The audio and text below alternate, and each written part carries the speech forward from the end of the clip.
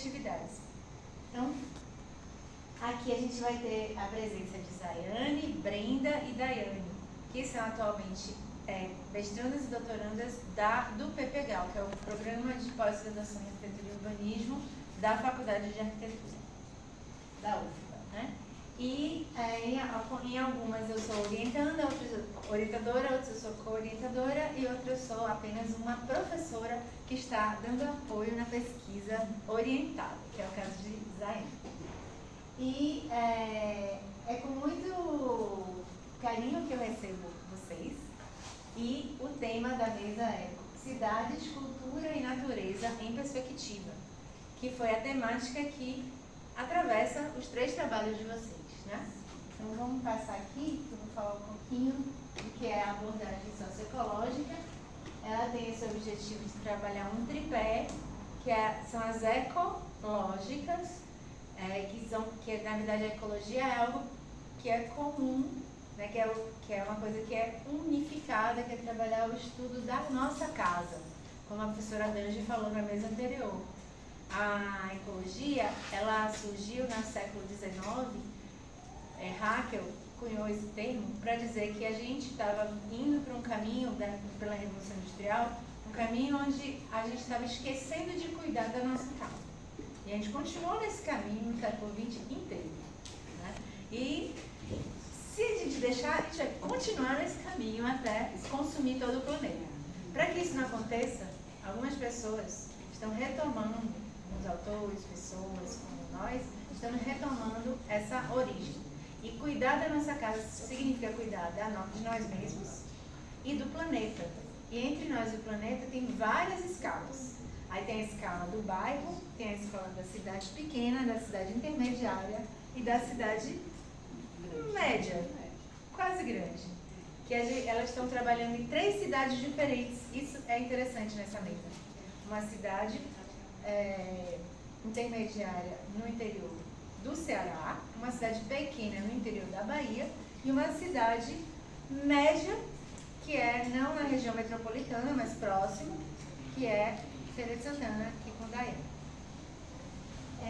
E aí, o óculos da socioecologia que a gente vai usar nessa mesa é exatamente para começar a compreender essas 3 dimensões: a dimensão social, a dimensão ambiental e a dimensão mental, que tem a ver com as subjetividades individuais e coletivas. Vocês vão entender na hora que começar a explicar. Eu acho que elas também estão absorvendo mais essa teoria. Então, os objetivos dessa abordagem é estudar práticas e iniciativas locais em cada situação que a gente trabalha, porque nós somos arquitetos urbanistas e a gente gosta de trabalhar com o espaço, né? A gente não vai trabalhar só com a mente, a gente vai trabalhar com algo que é materializável, que é, né, colocado em prática. Então, a transformação socioespacial é algo muito importante, é um objeto de estudo para a gente. E a gente identifica essas iniciativas locais e o quanto que elas transformam, para melhor ou para pior, né? Ou não fazem nada, né? Também é possível que elas já se cruzaram, que seria o caminho do meio nesse caso. Mas a abordagem teórico-metodológica para análise e fortalecimento dessas práticas, ou seja, a gente tem um propósito ao utilizar essa teoria, é a gente fortalecer as práticas locais. Não é uma pesquisa ou uma extensão que a gente vai trabalhar apenas para identificar problemas e identificar desafios, identificar conflitos e pronto. Não, a gente pode fazer isso e o próximo passo é alcançar o fortalecimento dessas práticas locais. Vocês viram lá nos outros exemplos, nas outras mesas, né? Então, os processos participativos são importantes. E eles podem também promover políticas públicas de interesse social e coletivo, no intuito de buscar cidades mais justas e resilientes e saudáveis. Então, estamos incluindo a questão da saúde. E a problemática que a gente enxerga hoje em dia, que não é só em Salvador, mas em todas essas 3 localidades que vocês vão ver, é que existe uma coexistência entre o urbano e o ambiental, mas nem sempre eles convergem em soluções de projeto.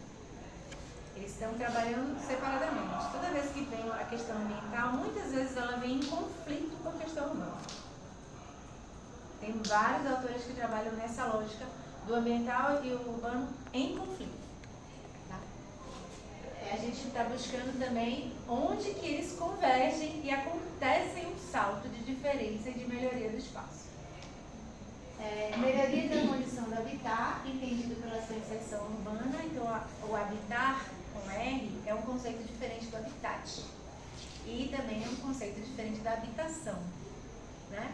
E esse conceito do habitar, ele tem a inserção urbana, sobretudo, e inclui todos os determinantes de saúde que foram tratados nas outras mesas, e intervém também a própria existência de trabalho e renda de uma determinada pessoa ou uma família, que interfere na sua saúde, interfere no habitar.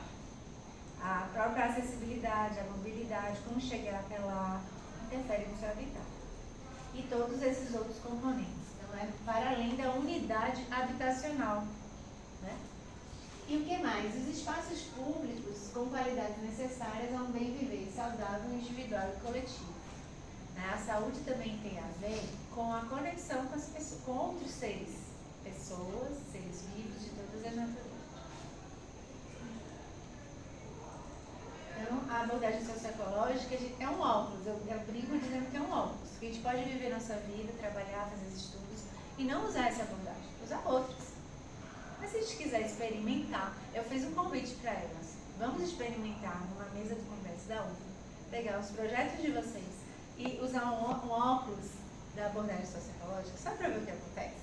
E a gente vai ver esse experimento hoje. Elas estão iniciando o mestrado, o doutorado, ainda tem muito tempo pela frente. Tem uma que está mais para o lado do social, tem outra que está mais para o lado ambiental, outra está mais na subjetividade, da cultura. Mas abrir esse radar e ver um pouquinho de cada um pode dar um elemento de riqueza no próprio projeto de pesquisa. E a abordagem socioecológica, ela reconhece e analisa o lugar e os saberes locais ao mesmo tempo. Então, ela amplia esse olhar, eu falei sobre isso, né, para um olhar socioecológico, a partir de uma intervenção de assessoria em arquitetura e urbanismo, e também a gente inclui o paisagismo. Podem ser pesquisas que trabalham com dados sociais, espaciais, econômicos da região, a partir de mapeamento de práticas locais que já existam, né? A gente chama essas práticas socioecológicas, mas elas podem ser iniciativas culturais, iniciativas políticas, iniciativas artísticas, vários tipos de iniciativa. Qual a diferença das iniciativas gerais para as socioecológicas? É que as socioecológicas, elas intervêm no espaço e elas cuidam da ecologia do lugar. Então, por exemplo, vai trabalhar um canteiro. Tem um movimento aqui em Salvador chamado canteiros coletivos. Eles identificam áreas abandonadas, se mobilizam, conectam pessoas na região, até fora do lugar, do bairro, e vão lá e intervêm no espaço a ponto de cuidar daquele espaço e modificar o espaço. Então, é esse tipo de prática que a gente tem como ótica, que faz intervenções no espaço de forma social e ecológica. Já uma iniciativa política talvez não chegasse a esse ponto. É tão importante quanto. Já uma iniciativa artística talvez não fosse mudar o espaço físico. É tão importante quanto. Mas no nosso grupo de pesquisa e nessa abordagem a gente tem um foco, né? Porque também se a gente for fazer todas, a gente não tem como fazer todas. Mas aí nesse grupo a gente está estudando as que mudam, transformam o espaço. Percepção focalizada no entorno e no histórico do território, cocriação de cenários alternativos e discussão e planejamento territorial participativo. O que significa isso? Significa que não somos só nós, professores, estudantes, técnicos, arquitetos, urbanistas, que vão pensar o território. É necessário ser de uma forma cooperada, participativa. Porque senão, tudo que a gente vai intervir vai durar um tempo. E depois vai ser vandalizado, abandonado, não vai ter quem cuide. A gente não mora lá, né? A gente só fez um projeto. Assim como a prefeitura faz um projeto, executa, bota cerquinha, bota aquele parque infantil padrão, bota aquele... Ele tá até... sabe exatamente o que eu estou falando. bota aqueles, como é? Academia, espaço de saúde, que é tudo padrão. E se as pessoas se apropriam do lugar e utilizam, ótimo, né? Mas e se isso não acontecer? Vai ser vandalizado, vai ser danificado, vai descascar, vai destruir, vai arrancar planta, cerca, vai levar para casa, porque não teve uma apropriação, um sentimento de pertencimento, um senso de pertencimento das pessoas em relação ao lugar. Então é isso. Eu vou trazer para você, vou trazer aqui a primeira fala, que é a Zaiane Chaves de Oliveira, que vai tratar da cidade de Pequim, né?